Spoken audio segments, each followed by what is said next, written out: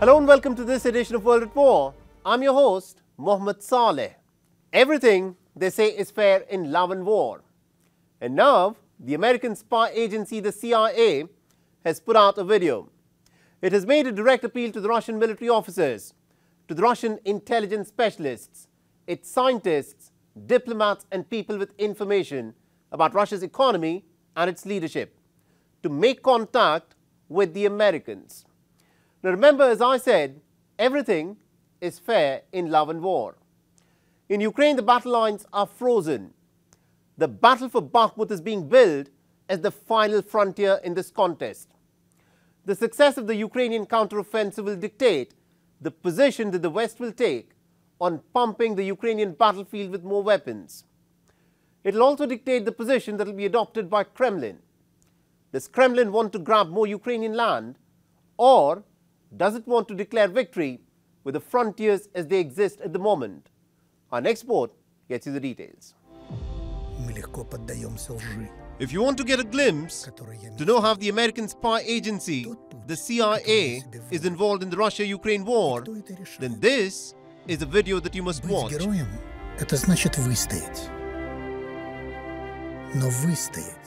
Released by the CIA on its official YouTube channel, it encourages the Russian people to make direct contact with the CIA via a secure internet channel.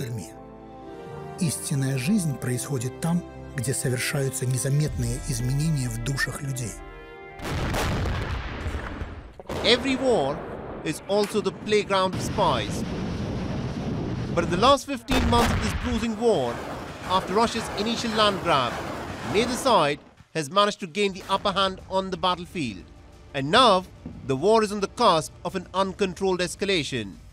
For the first time since Russia's invasion into Ukraine, the United States has given the green signal for the F-16 fighter jets to be sent to Ukraine. American troops will also train Kiev's pilots. We've reached a moment where it is time to look down the road and to say, what is Ukraine going to need as part of a future force to be able to deter and defend against Russian aggression as we go forward? F-16's fourth-generation fighter aircraft are part of that mix. The obvious first step there is to do the training and then to work with allies and partners and the Ukrainians to determine how to do the actual provision of planes as we move forward. From a firm no, the American go-ahead for the F-16s is a major departure in strategy. But what is still not clear is how quickly will the Ukrainians get their hands on the F-16 fighter jets. And more importantly, what impact will the F-16s have against the top-notch fighter jets that Russia has at its disposal? This video by the Ukrainian Defense Ministry will give you an idea of what is unfolding in Bakhmut, the city in eastern Donetsk on which hinges the fate of this war. Wagner mercenaries had managed to push the Ukrainian forces almost completely out of the city. But the influx of Western weapons and the drying up of ammunition for the Wagner mercenaries is beginning to show on the battlefield. Since the beginning of May, Russia has struck Ukraine in wave after wave of missile strikes. Ukraine claims that it has managed to shoot down at least about 6 Kinzhal missiles fired by Russia, while Russia is reported to have destroyed one of the 2 Patriot missile defense systems that the Americans had supplied to Ukraine with great reluctance. Russian Defense Minister Sergei Shoigu inspected the Russian headquarters in Zaporizhia and presented awards to the Russian soldiers. The high awards. It is an appraisal of your combat efforts. Thank you for this. I hope that you will carry on to serve our country faithfully for the benefit of its people. I congratulate you and take care of yourselves. The way this war will end will depend on what happens with Ukraine's spring counteroffensive. In the coming weeks, if the Kremlin blunts the onslaught of the Western weapons that have been pumped into Ukraine, then the West will prod Kiev to accept the frontiers as they now exist on the battlefield. But if the Ukrainian forces perform a breakthrough and push Russia on the back foot, then almost no one will vouch that Russia will stick to its arsenal of just conventional weapons.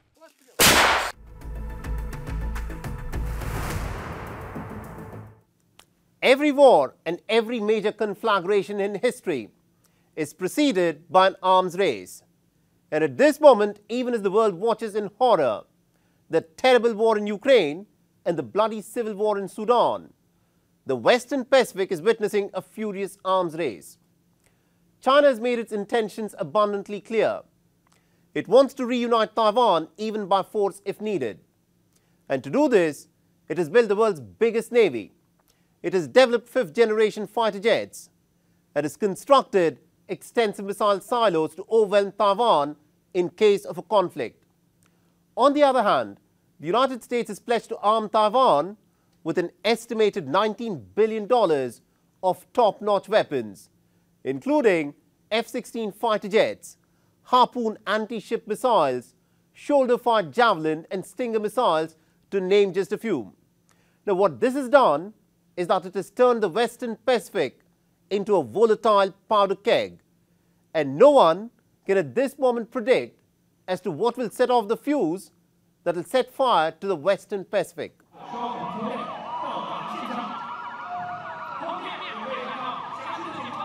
Taiwan is preparing for the very worst in case of a Chinese invasion. The Taiwanese people will have nothing more than a few minutes to scramble for safety, and mock drills are being conducted in central Taipei to train civilians on what they would have to do if and when Beijing decides to overwhelm the autonomous island with missile strikes. Since the war in Ukraine, we have seen the international and regional situation change. So we have to make related preparations. Just as I said, we want peace. Everyone has realized the importance of peace during this drill, but we are not backing down from a fight and are making all necessary preparations.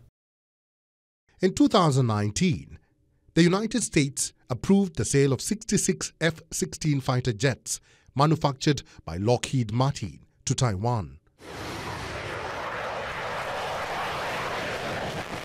At a cost of $8 billion. With this, Taiwan would have an F-16 fleet of more than 200 fighter jets, which would be the largest in Asia. In April 2023, the Pentagon announced that it will be sending 400 Harpoon anti-ship missiles to Taiwan. Manufactured by Boeing at a cost of $1.1 billion, the Harpoon coastal defense system comes with about 25 radar systems. And with these over-the-horizon anti-ship missiles, the Americans hope Taiwan will be able to destroy about 50% of the Chinese naval fleet. By pumping in these types of weapons, the stated American intention is to turn Taiwan into a weapons depot to deter Beijing from staging an all-out invasion.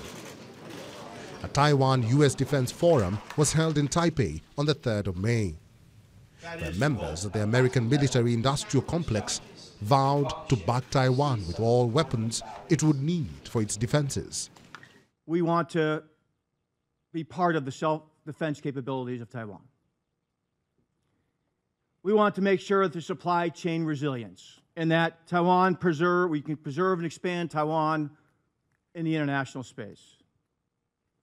And finally, expand, solidify economic and people-to-people ties. But not everything is going according to plan. American backing of the Ukrainian war effort has meant that a lot of the American weapons production capacity is busy manufacturing weapons for Ukraine. And this has miffed Taiwan.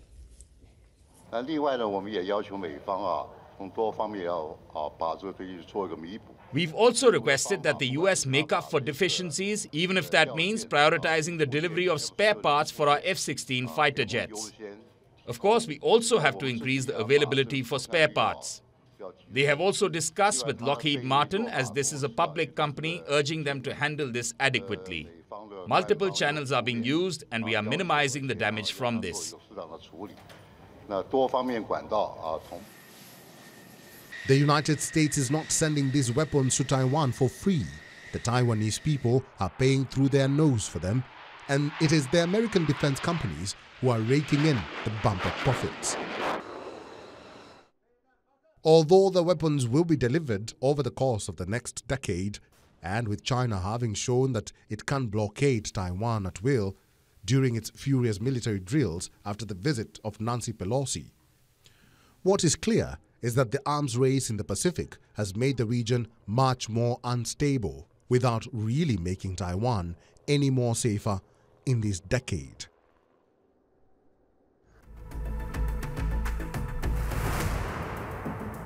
A swarm of ultra-nationalists and far-right-wing Israelis descended onto the Muslim quarter of Jerusalem.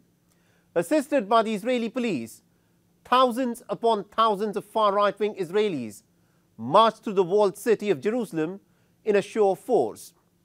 For the Israelis, this contentious parade is the high point of them celebrating the Jerusalem Day, the day when Israel occupied Jerusalem in the 1967 war. The Palestinians view this parade as nothing short of a provocation, where hostile anti-Palestinian slogans are chanted. Israel's occupation of East Jerusalem has not been internationally recognized, and each year the Flag Day parade has been a source of conflict and provocation in the Holy Lands.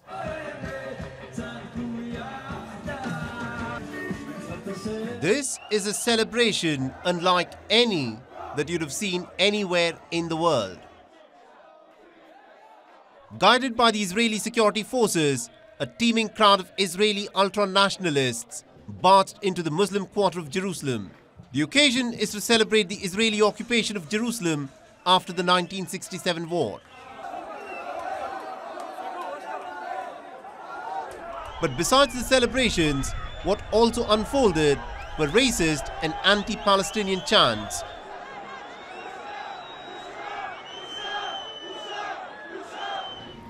Over 3,000 Israeli police personnel were deployed for the parade, and they were hard-pressed in keeping the loud and boisterous ultra-nationalist crowd in order.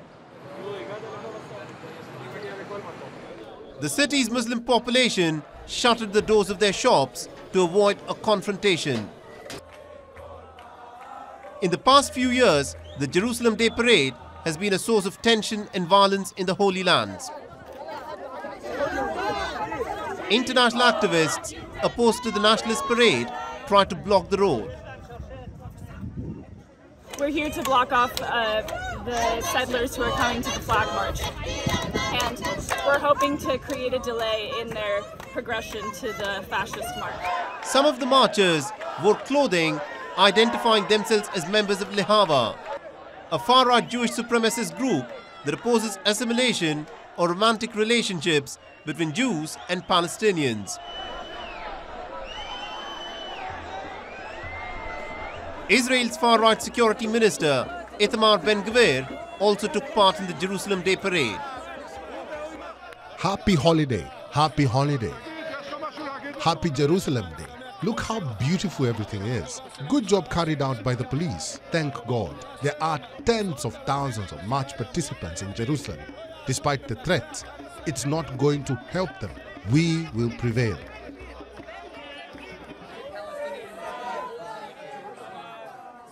To counter the Israeli parade, the Palestinians too took out a counter-march to show their presence. Hamas dubbed the Flag Day parade as a blatant provocation meant to undermine the Palestinian presence in Jerusalem. We are confident that the resistance, which sent its last warning 2 years ago, is always on alert and ready to send messages of warning and war to this Zionist enemy. We are fully confident in our Palestinian resistance.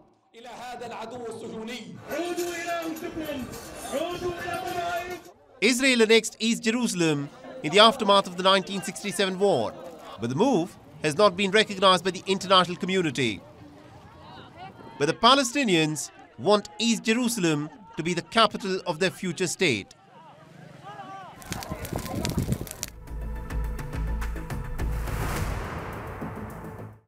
For the last 2 decades, the conflict between the farmers and the herders on the question of who controls the arable land in the central highlands of Nigeria has resulted in thousands of deaths. The conflict is fundamentally about land use and who controls the land. But what has complicated matters is that most of the cattle herders are predominantly Fulani Muslims, while the subsistence farmers are predominantly Christians from different ethnicities. So a conflict between farmers and cattle herders has now acquired an ethnic and a religious dimension. In the latest bout of violence, at least about 85 people have been killed in the Mangu district. The attackers who carried out the killings are on the run, and the police is yet to arrest them. Our next report gets you more details.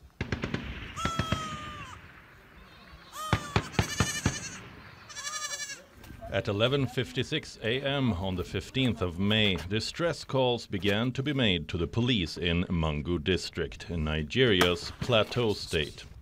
Gunshots were heard in the Boy village. For over 2 decades now, subsistence farmers and cattle herders have resorted to tit-for-tat killings. They have organized themselves into heavily armed gangs to raid villages for mass kidnappings and looting. The police, which was later deployed to the area, said that it engaged with the attackers, but they managed to run away. Bulus Daset, a pastor who lives in one of the villages that came under attack, describes the horror as it unfolded. Every houses were set ablaze, and all their grains were all burned. Houses were burned, properties were destroyed. There was looting. We saw them. We even saw the machineries, the attackers. Curfew has been imposed in the Mangu district to ensure that the violence does not spill over into other areas. Nigeria's Plateau state falls on the dividing line between the country's mostly Muslim north and the predominantly Christian south. For decades, this region has struggled with ethnic and religious tensions. But what has made matters worse are factors such as population pressure and climate change. The Tsetse fly control program has meant that livestock can be moved further south.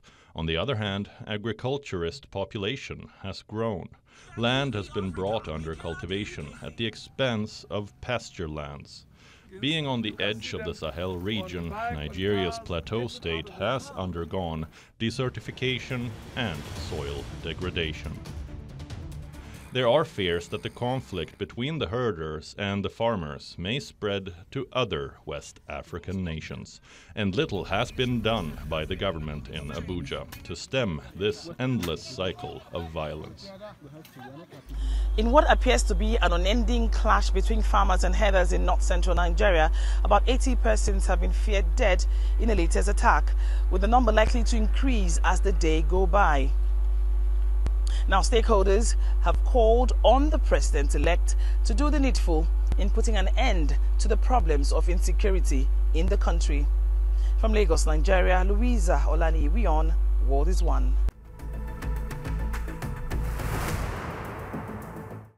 When El Chapo was captured in Mexico in 2016 and was extradited to the United States in January 2017, there was a sense that the United States had managed to plug one of the biggest sources of drug trafficking into the country.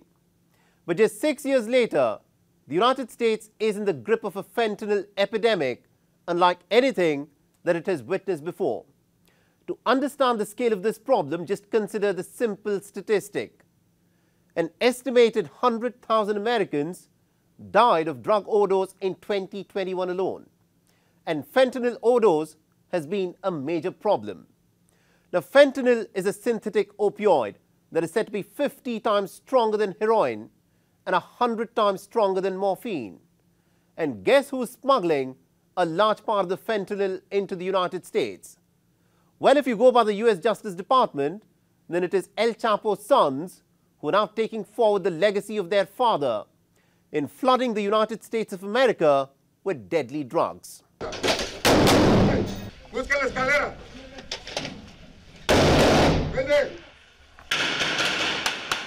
Images of Al Chapo Guzman's arrest are etched in our memory. But for those who thought the arrest of the billionaire drug lord will reduce the menace of drugs that will be smuggled into the United States, they could not have been more wrong. What we're witnessing unfold in the United States at this moment is being described as a drug overdose epidemic. According to the American Center for Disease Control and Prevention, an estimated 109,000 Americans died of drug overdose in 2022. The figure was 107,000 deaths in 2021. That's a staggering 298 deaths every single day due to an overdose of deadly drugs. El Chapo's sons, who till a few years ago were ridiculed as Chapitos, meaning little Chapos, have built a formidable reputation.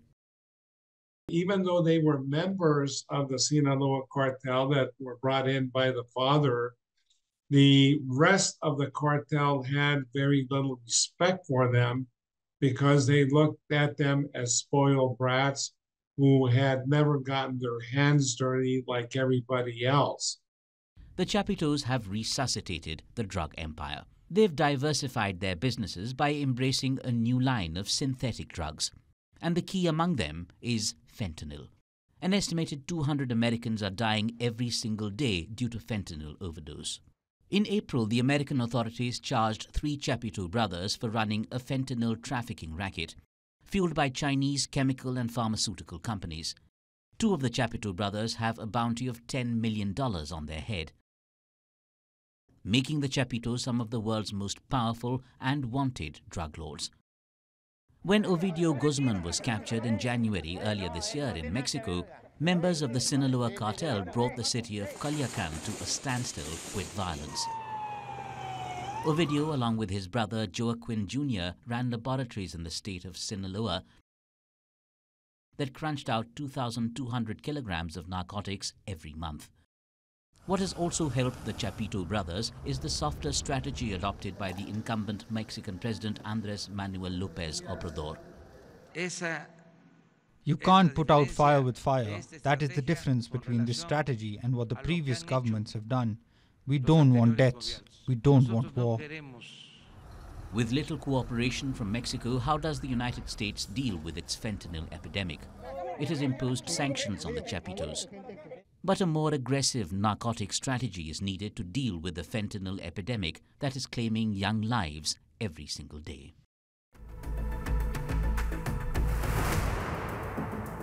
With that, it's a wrap on this edition of World at War. And if you want to reach out to me with any comments, feedback or suggestions, please feel free to do so on the Twitter handle that you see on your screens. I'm your host, Mohammed Saleh, and I'll see you again next week.